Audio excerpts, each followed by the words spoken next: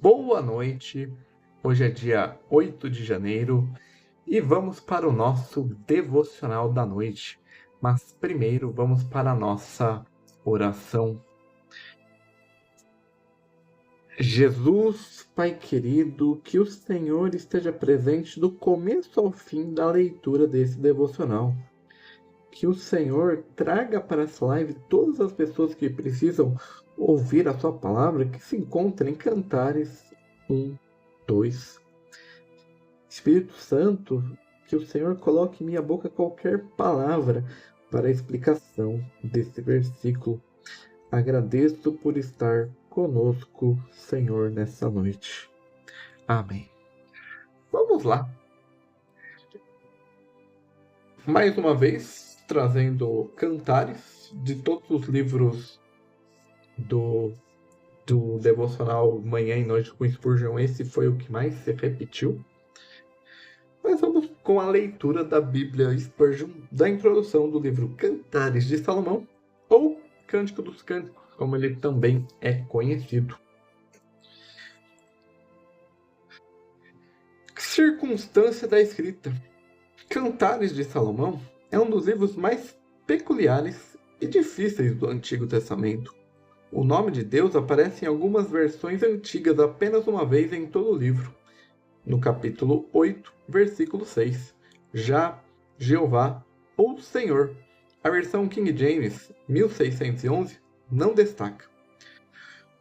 O livro não é mencionado no Novo Testamento. A descrição expressiva do amor entre o homem, Salomão, e a mulher Sulamita levou muitos cientistas, especialmente no tempo modernos, a conclusões muito negativas.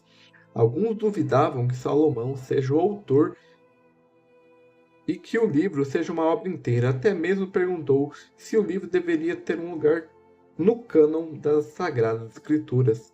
No entanto, essas questões nunca surgiram com os judeus.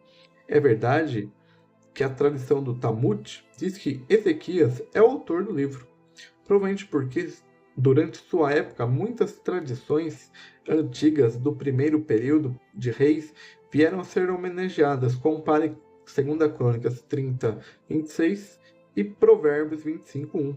Mas o lugar de Cantares de Salomão no cânon hebraico do Antigo Testamento sempre foi na terceira parte principal, que são os escritos do hebraico Ketubim. Aqui o livro pertence aos 5 rolos do hebraico Megigot para dias de festas especiais e foi lido no 8º dia da Páscoa.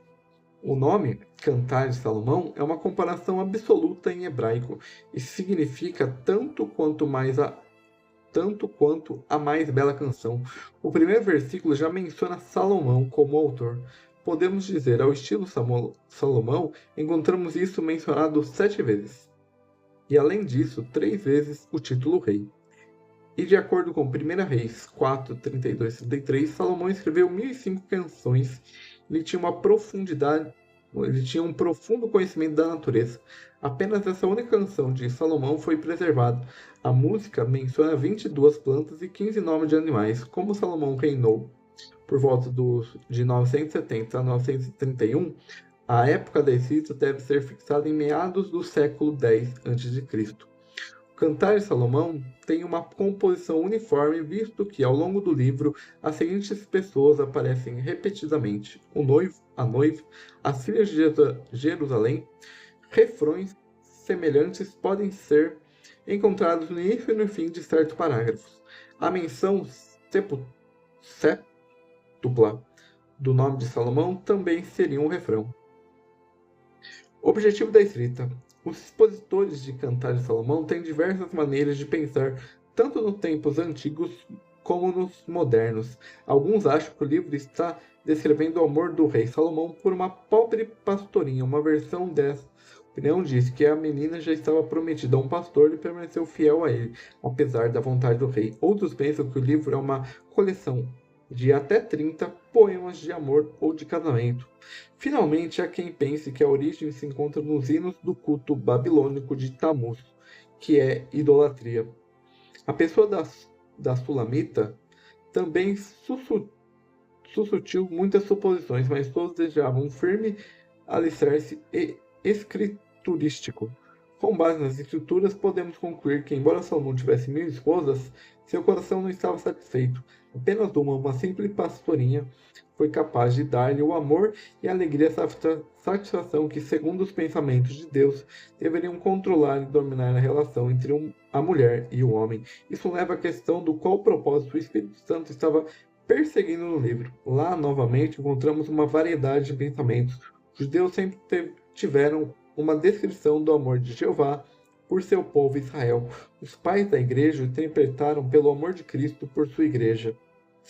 No início da cristandade, uma explicação adicional diz que o livro contém canções que o amor conjugal é glorificado.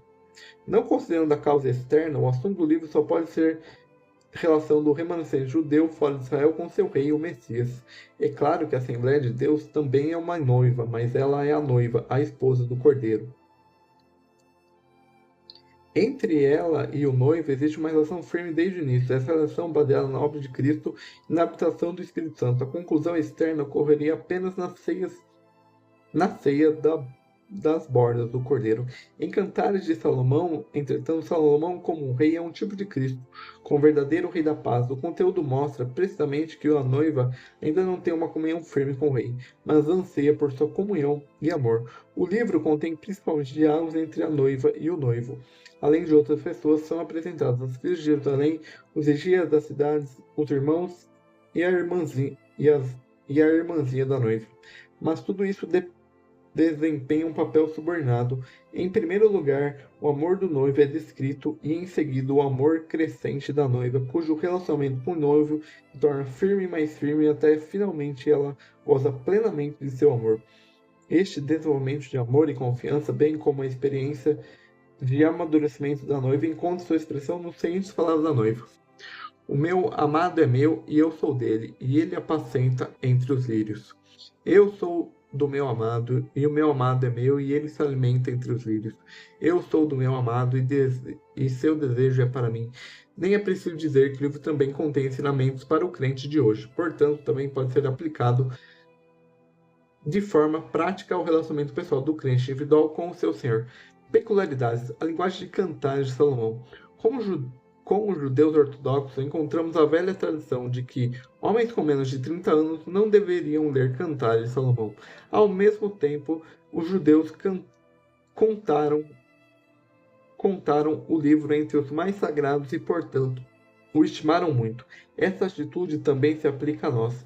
Cantares de Salomão é um livro de poesia oriental que é marcado por uma linguagem pictórica especial. Aqui é a linguagem pictórica do amor, cheia de expressões floridas, sentimentais e às vezes muito vivas.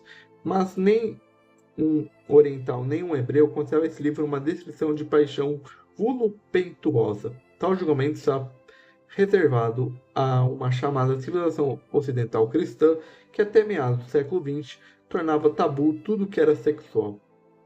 A noiva em Cantares de Salomão. Os profetas do Antigo Testamento chamavam o povo de Israel de esposa de Jeová. Jeremias, que se tornou infiel e, portanto, foi rejeitada. Por causa da divisão de Israel, após a morte de Salomão, 2 reinos surgiram, a parte do sul com Jerusalém e a parte do norte com a Samaria como capital. Esses 2 reinos que surgiram do reino materno são chamados de filhos de uma mãe só. Em Ezequiel 23, Cantares de Salomão menciona a mãe, bem como a irmã da noiva. Portanto, encontramos 2 imagens diferentes de Israel. Por um lado, o retorno de todo Israel a Jeová nos últimos dias é comparado ao restabelecimento de uma esposa infiel. Por outro lado, o remanescente crente de Judá é comparado a uma jovem e bela noiva unida ao rei, o Messias. No livro de Ruth, também a mãe Noemi é retratada como um povo infiel de Israel, enquanto a jovem Ruth, que é casada com Boaz, ancestral do rei da paz, é comparada ao remanescente judeu crente. Agora, isso significa que Cristo tem 2 noivas, que é a remanescente crente de seu povo terreno e sua esposa celestial, a Assembleia. Essa conclusão agora isso significa que Cristo tem 2 esposas, que o remanescente crente de seu povo terreno e a esposa celestial, a Assembleia. Essa conclusão não se justifica pelas seguintes razões. Diferentes ilustrações sobre relacionamentos diversos em épocas totalmente diferentes sobre a lei no Antigo Testamento e sobre a graça no Novo Testamento são mencionadas. O noivo do Antigo Testamento é Jeová, respectivamente seu ungido. O Messias, enquanto no Novo Testamento é o Cordeiro. Finalmente, a união do Messias e sua noiva terrestre acontece após seu aparecimento na Terra, enquanto o casamento do Cordeiro acontece mais cedo no céu. Então, essa é a leitura da introdução do livro de Cantares de Salomão. Agora vamos para a nossa leitura do nosso devocional da noite. Melhor é o teu amor do que o vinho. Cântico dos Cânticos, capítulo 1, versículo 2. Nada dá tanta alegria ao cristão quanto a comunhão com Cristo. Ele se alegra assim como os outros. Nas misericórdias comuns da vida, pode ficar contente com as dádivas e com a obra de Deus, mas em cada uma delas separadamente sim, e nem todas somadas. Ele não encontra um prazer tão substancial como na pessoa incomparável do Senhor Jesus. Ele tem o vinho que vinhedo algum da terra jamais produziu. Ele tem o pão que nem todos os campos de milho do Egito foram capazes de fazer. Onde se pode encontrar doçura igual a provada em comunhão com nosso amado? Para nós, a alegria terrena são um pouco melhores do que cascas para os porcos. Se comparado com Jesus, nosso maná celestial, preferimos ter um punhado do amor de Cristo e uma gota de sua comunhão a um mundo inteiro de prazeres carnais. O que é a palha para o trigo? O que é uma pasta reluzente para o diamante verdadeiro? O que é um sonho perto da gloriosa realidade? O que é esta alegria momentânea em seu auge comparado ao nosso Senhor em seu estado mais singelo? Se você conhece alguma coisa sobre a vida interior, irá reconhecer que as nossas maiores alegrias, as mais puras e mais duradouras, são frutos da vida que se encontra no centro do paraíso de Deus. De fonte alguma brota água tão doce quanto daquela que Deus cavou com a lança do soldado. Toda alegria terrena é da terra, mas o conforto da presença de Cristo é como ele, celestial. Podemos avaliar nossa comunhão com Jesus e não encontrarmos o vazio de arrependimentos. Não há borra nesse vinho, nem mosca morta nesse unguento. A alegria do Senhor é sólida e duradoura. Nela não há vaidade, mas a discrição e a prudência testemunham que ela permanece com os anos e na eternidade digna de ser chamado único prazer verdadeiro. Para o alimento, consolação, alegria e refúgio, nenhum vinho rivaliza com o amor de Jesus. Vamos beber dele ao máximo esta noite. E nós temos a última. E agora finalizamos a leitura do nosso devocional da noite do dia 8 de janeiro. Logo menos essa live estará no YouTube. E amanhã, às 8, nós temos o nosso devocional da manhã no Instagram. E aqui, o nosso devocional da noite, às 8 horas. Tenha um bom resto de quinta-feira e até amanhã.